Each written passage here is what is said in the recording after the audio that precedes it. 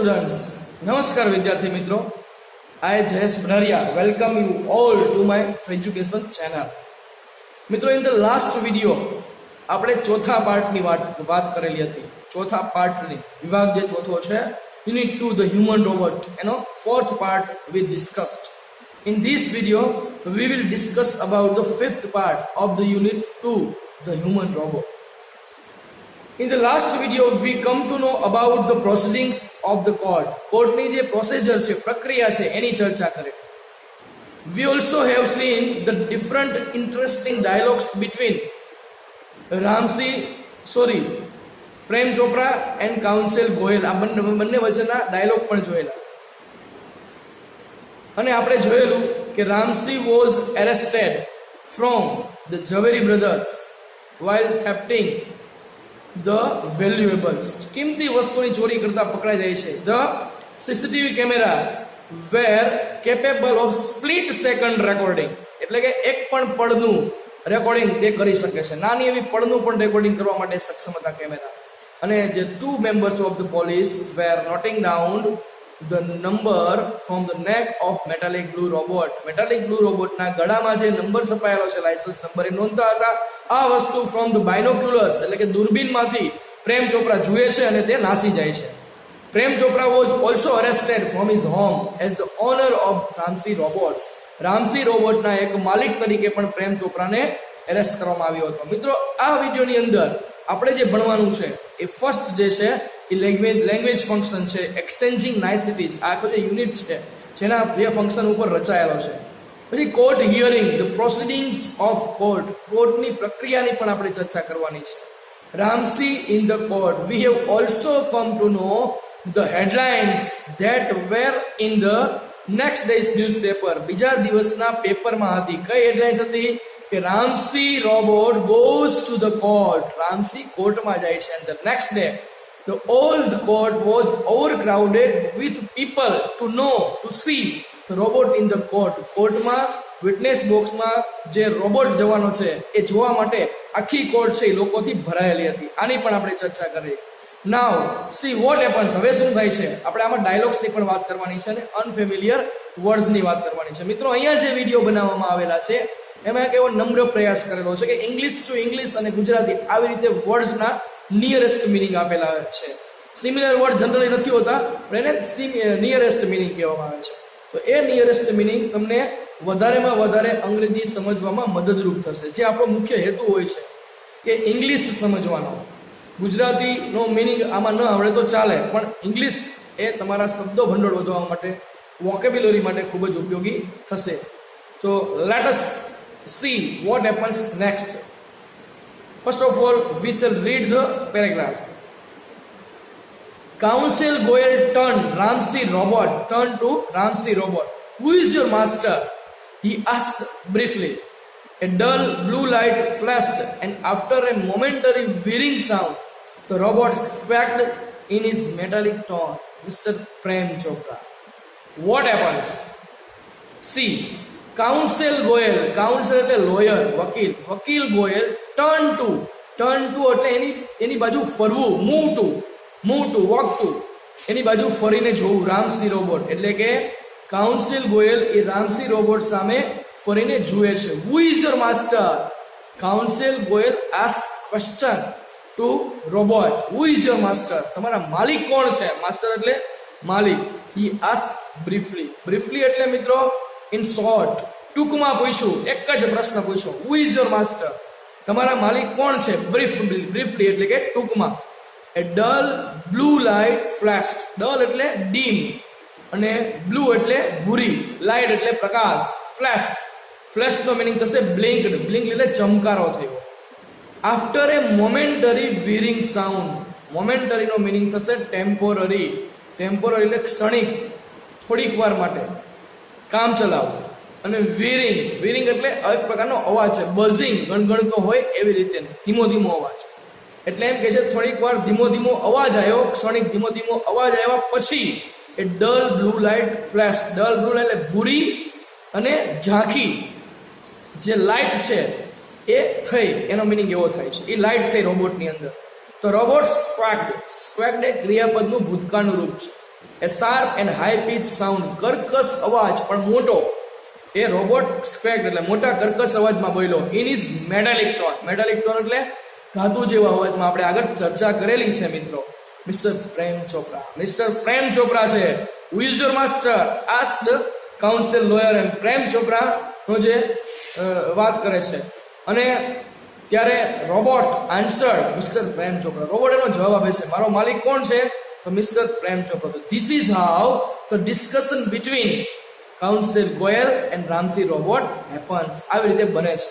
અહીંયા ઘણા બધા શબ્દો આવ્યા છે મિત્રો નવા, એ તમારા જાણવા જેવા છે. નેક્સ્ટ જે પેરેગ્રાફ છે, what did you do for mister Prem Chopra? The next question which was asked by Counsel Goyal to Ramsey robot is that what did you do for Mr. Prem Chopra? Do એટલે કાર્ય કરવું. did ભૂતકાળ દર્શાવે છે. તે mister Prem Chopra માટે શું કરેલું વિગતવાર વર્ણન માંગે છે. એ પોઝ એટલે જોયું તું સ્ટોપ, થોડોક બ્રેક લેવો, ઊભું થોભું. વીરિંગ સાઉન્ડ એટલે પાછો પેલો અવાજ ગણગણ ધીમો ધીમો. એને મેટાલિક આન્સર. મેટાલિક આન્સર એટલે પાછો ધાતુના રણકમાં, ધાતુના અવાજમાં એ બોલે છે. ક્લીનિંગ કયા which type of activities we have seen in the second part of this unit. બીજા વિડીયોમાં જોયું હતું કે different types of activities were done by Ramsey robot. Ramsey robot દ્વારા જુદા જુદા પ્રકારની પ્રવૃત્તિઓ કરવામાં આવે છે. અને એ કોના દ્વારા? તો પ્રેમ ચોપરા દ્વારા કરવામાં આવે છે. Prem Chopra is the master of this metallic blue robot. તો એ પોઝ, એ વીર એટલે પાછો એવો મેટાલિક આન્સર બોલે. ક્લીનિંગ એટલે કે ઘરની સાફસૂફની પ્રક્રિયા. Moving the loan. મિત્રો મૂવિંગ શબ્દ તમારા માટે નવો છે. કટિંગ ડાઉન ઘાસ કાપવાના અર્થમાં. લોન એટલે ફિલ્ડ ઓફ ગ્રીન ગ્રાસ, લીલા ઘાસનું જે એકદમ લીલુંછમ મેદાન હોય એને લોન કહેવામાં આવે. તો લોન કાપતો હતો. વોશિંગ એટલે કે સાફસૂફ ધોવાની ક્રિયા. ડુઈંગ ડિસીઝ એટલે કુકિંગ, રાંધવાની પ્રક્રિયાને શોપિંગ ખરીદીને. આવી રીતે જેની ધીમે ધીમે અટકી જાય છે, કારણ કે એ બીજી વાત કરશે નહીં. કઈ વાત નહીં કરે એ પણ આપણે આમાં જોવાની છે મિત્રો. તો cleaning, moving the loan, washing, doing disease and shopping, આટલી વાત કરે છે કે આવા પ્રકારની ક્રિયા એ કરતો હતો પ્રેમ ચોપરા માટે. નેક્સ્ટ જે પેરેગ્રાફ છે, નેક્સ્ટ વાત જે કરે છે કાઉન્સિલ ગોયલ પાછી વાત કરે. Recall in detail your activities of last 6 days. Counsel Goyal interrupted. We have also seen that the proceedings of the court have been started after 14 days. Fortnight એટલે કે 14 દિવસ પછી શરૂ થઈ છે. છતાં પણ 6 દિવસની માહિતી કેમ આવી? કારણ કે રોબોટને બંધ કરવામાં આવેલો હતો અને પછી આગળની 6 દિવસની એટલે 14 દિવસ પહેલા જે રોબોટને બંધ કરવામાં આવેલો એના 6 દિવસ પહેલા કઈ પ્રક્રિયા કરેલી હતી જ્યારે એને ઝવેરી બ્રધર્સમાંથી એરેસ્ટ કરવામાં આવે છે? એવો પ્રશ્ન પૂછો. રિકોલ એટલે રિમેમ્બર, યાદ કરો. ઇન ડિટેલ એટલે વિગતવાર. યોર એક્ટિવિટીઝ એટલે તમારી ડિફરન્ટ પ્રવૃત્તિઓ. લાસ્ટ 6 days છેલ્લા 6 દિવસની પ્રવૃત્તિ બોલો. Council Goyal interrupted. જેવું એણે કીધું કે ક્લીનિંગ, મૂવિંગ ધ લોન, ત્યાર પછી શોપિંગ, ત્યાર પછી જે વાત કરે છે કે ડુઈંગ ડિસીઝ, અને પછી અટકાવે છે કે ઇન્ટરપ્ટેડ એટલે ડિસકન્ટિન્યુ, અટકાવવું. કાઉન્સિલ ગોયલે અટકાવ્યો. એ બધી વાતો નહીં, છેલ્લા 6 દિવસની વાતો તું મને કહે. તેની બંનેની વાતચીતમાં. વાતચીત કયા બંને વચ્ચેની છે? તો મિસ્ટર ગોયલ એટલે કે વકીલ ગોયલ અને જે પેલો રામસી રોબોટ છે, બંને વચ્ચેની ઇન્ટરેક્શન છે. તો momentary tape went on mechanically. Momentary એટલે જોયું, ટેમ્પરરી ક્ષણિક કામ ચલાવ. ટેપ એટલે જે એનું રેકોર્ડ થયેલું હોય એ. વેન્ટ ઓન એટલે કન્ટિન્યુડ એટલે ચાલુ રહી. મિકેનિકલી એટલે યાંત્રિક રીતે, મશીન લાઈક, યાંત્રિક રીતે. ને મોનોટોનસલી એટલે બોરિંગલી, કંટાળો ઉપજાવે એવું. કારણ કે હવે એને રસ નથી, રોબોટ છે એના સિદ્ધાંતો પ્રમાણે કામ કરે છે, એટલા માટે he does not have interest with interacting with Mr. Goyal. તો કંટાળાજનક રીતે અને યાંત્રિક રીતે એની જે ટેપ છે એ ચાલુ રહે છે. પાછો એમ કે છે open the boot of the car. તો તમે જુઓ છો કેવી વિગતવાર વાત કરે છે, એક ક્ષણની વાત કરશે. ઇન્ટરેસ્ટિંગ ડાયલોગ છે.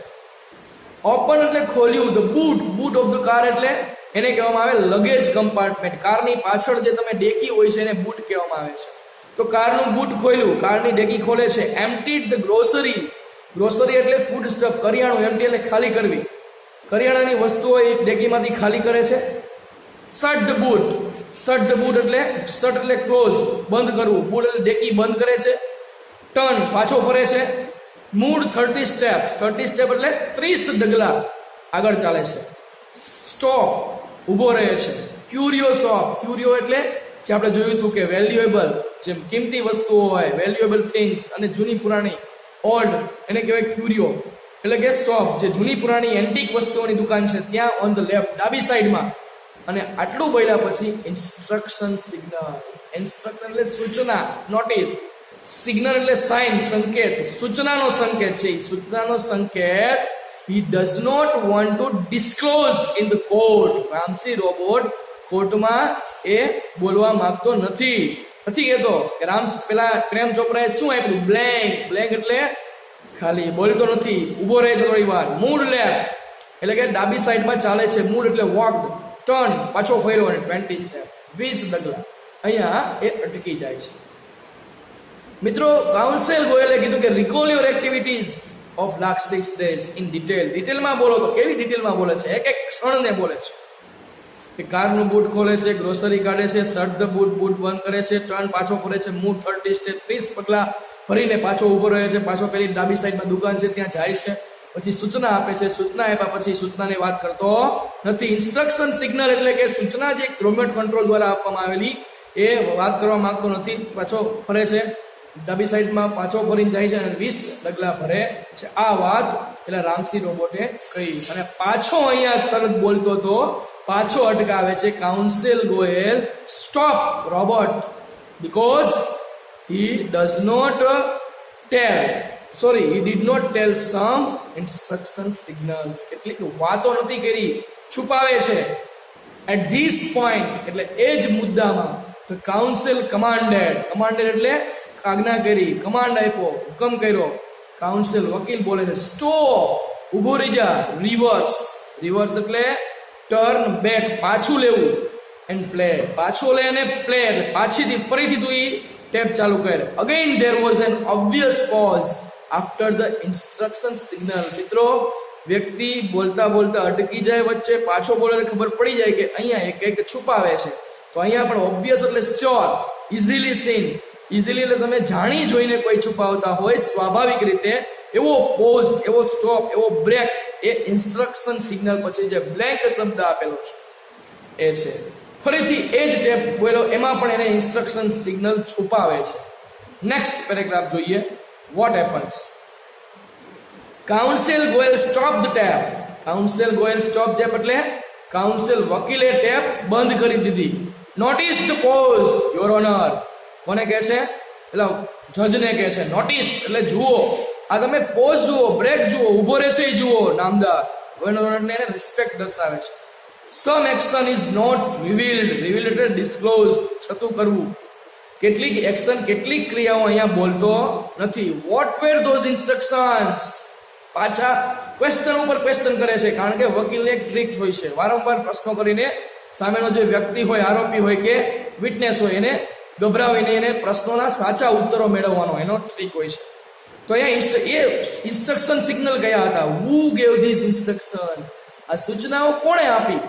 The question Ramsi robot. Question એટલે મિત્રો ઇન્ક્વાયર. રામસી રોબોટને પ્રશ્ન કર્યા, ઘણા બધા પ્રશ્ન કર્યા કે આ ઇન્સ્ટ્રક્શન તમને કોણે આપેલી, કયા ઇન્સ્ટ્રક્શન હતા. ત્યાર પછી નો જે મુદ્દો છે, information not to be revealed is responded. શું બોલે છે? Information not to be revealed metallic ટર્મમાં બોલે છે. રિવીલ એટલે ડિસ્ક્લોઝડ અને બ્રોટ આઉટ, બહાર પાડવું, છતું થવું. અને રિસ્પોન્ડ એટલે રિપ્લાઇડ એટલે ઉત્તર આપ્યો. રામસી ઉત્તર આપે છે. What reply did Ramsey 70 give to council lawyer? Council Goyal કયો ઉત્તર આપે છે? કે માહિતી આપવાની નથી, માહિતી બહાર પાડવાની નથી. કારણ કે આ જ વાક્ય while thefting in Zaveri Brothers પેલો એ કીધેલું હતું કે information not to be revealed, no noise, otherwise I will diffuse your system. આવી ધમકી આપે કે હું તારી સિસ્ટમ ડિફ્યુઝ કરી. બટ વાય, શા માટે? કાઉન્સિલ ગોયલ અગેન આસ્ક્ડ, પૂછ્યું ફરીથી, શા માટે? Robot do not disobey masters. Robots એટલે કે રોબોટ, ડુ નોટ એટલે નહીં, ડિસઓબે એટલે કે ફોલો, રિફ્યુઝ ટુ ફોલો, ના પાડવી, એને અનાદર કરવો, એની આજ્ઞાનું પાલન ન કરવું. માસ્ટર, રોબોટ કોઈ દિવસ માલિકની આજ્ઞાનો અનાદર કરતા નથી. આવા એના સિદ્ધાંતો હતા. Robot will obey his master, માલિકની આજ્ઞાનું પાલન કરશે. he will not harm the humans, એ માનવ જાતને નુકસાન નહીં પહોંચાડે. and he will also not harm take to the self, પોતાની જાતને પણ નુકસાન પહોંચાડશે નહીં. આ બધી વાત આપણે જોયેલી હતી. તો અહીંયા ક્વેશ્ચન બંને વચ્ચેની છે, between counsel Goyal and Ramsi robot. Next જોઈએ શું થાય છે.